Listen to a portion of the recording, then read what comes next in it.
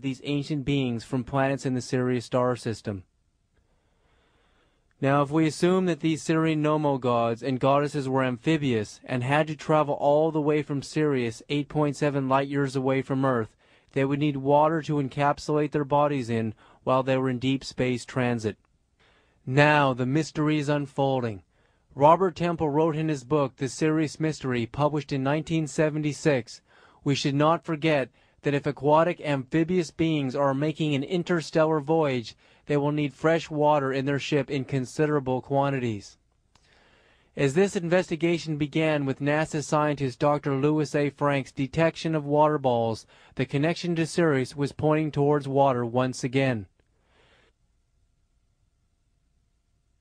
Dr. Frank really believes these are balls of water balls the size of small houses entering our Earth at a rate of 10 to 20 million impacts a year. But remember the problem that Dr. Knuth came up with.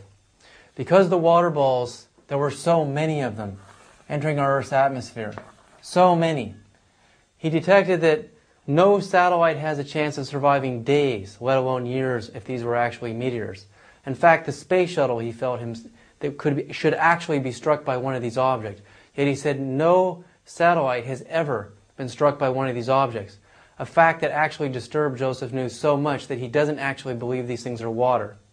And remember, I detected the only possible answer for that to occur would be if the water balls were going around the satellites, actually going around them, and that would detect intelligence.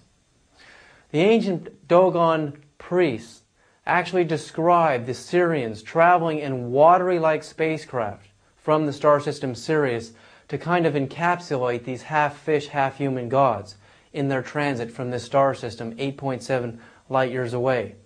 Watery spacecraft, watery balls. And when we take that all the way back to Dr. Frank's discovery at NASA of water balls, these incredible water balls, so many of them, it seemed to come together. There was an amazing coincidence that I couldn't ignore. There was a distinct possibility that these water balls were actually Sirians in transit to Earth. Or even another possibility, because they were gods of water, they would be masters of water.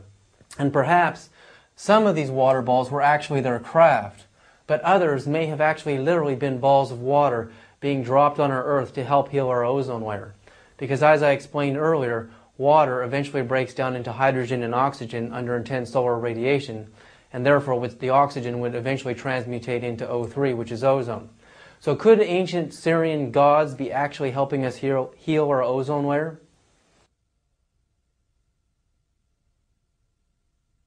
Temple further wrote that the Dogon spoke of an interstellar ship being encased in a thin metal shell probably manufactured in the solar system, which is essentially hollow, perhaps even largely empty, like a balloon, or containing water at the center, suitably insulated and heated. Temple was inadvertently describing Dr. Louis A. Frank's discovery of the mysterious water balls, which were so high in energy they evaded detection on infrared satellites, probably because they were encased with a radiant barrier, Temple's thin metal shell, to protect them from the intense radiation from the sun and other cosmic rays.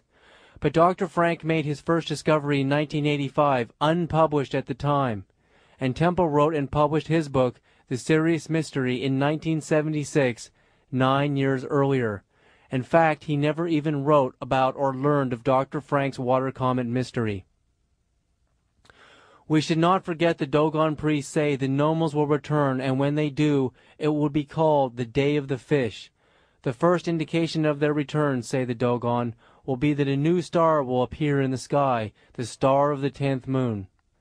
Could the new stars of the 10th moon be the same as the enormous 2 to 3 mile wide UFOs seen on the NASA STS-75 mission in 1996?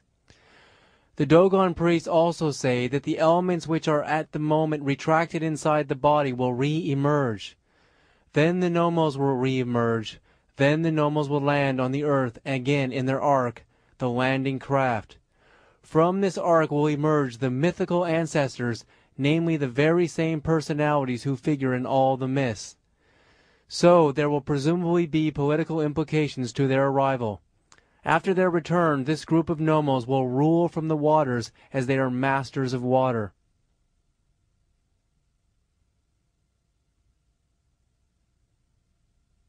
7,000 years ago in Babylonian mythology, there was a god named A, later called Oannes by the Greeks, who suddenly emerged from the ocean. A was a water god. He was depicted with the upper body of a man and the lower body of a fish. According to ancient peoples, he taught architecture, math, astronomy, and early sciences to help humankind come out of the Dark Ages and enter civilization. Oannes' fish-tailed feminine counterpart, the moon goddess Atargates, was the earliest mermaid deity. She was the predecessor of the Greek love goddess Aphrodite, and water was their primordial element.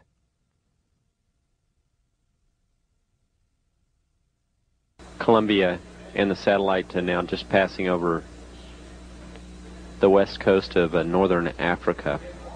The home of the Dogon tribe who prophesied the return of the Syrian gods and goddesses, the Nomos, was in Mali, northwest Africa. Was it a coincidence that the shuttle was passing directly over northwest Africa, their precise location, during the astounding incident when the tethered satellite was swarmed by UFOs with the signature of the star system of Sirius written all over them?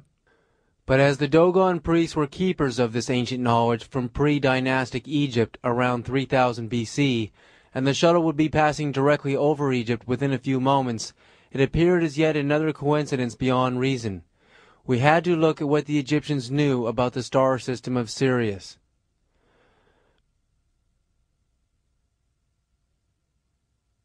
Because the Dogon tribe migrated to northwest Africa originally from Egypt in 3000 BC, we would have to look at what the ancient Egyptians knew about the star system of Sirius, and the great gods and goddesses who came to Earth thousands of years ago and brought humankind from primitive life to modern civilization.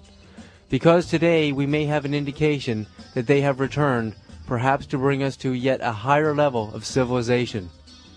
In Robert Temple's book, The Sirius Mystery, we learn of the Syrian water god connection to ancient Egypt from the ancient Greek father of history, Herodotus, who studied in Egypt during his life in the 5th century BC. Herodotus details an amazing connection to Sirius and water when he recounts how the ancient Egyptians channeled large amounts of water through canals from the Nile River, called Sirius in ancient times, to the many sacred temples, sites, and the pyramids themselves. The ancient kings had their own burial chambers filled with water to emulate their gods and goddesses' likeness to water. Even Khephren pyramid had a passage bringing water in from the Nile, which encircled it like an island, in which the ancients said the great Cheops lies, symbolizing the ancient god of Egypt as an amphibian.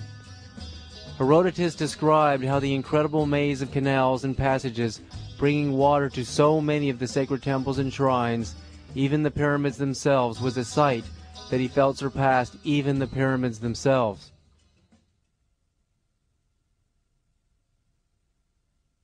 The great Egyptian goddess Isis, the wife of the chief of the Egyptian god Osiris, symbolized as the all-seeing eye, was herself also symbolized as an all-seeing eye with a throne.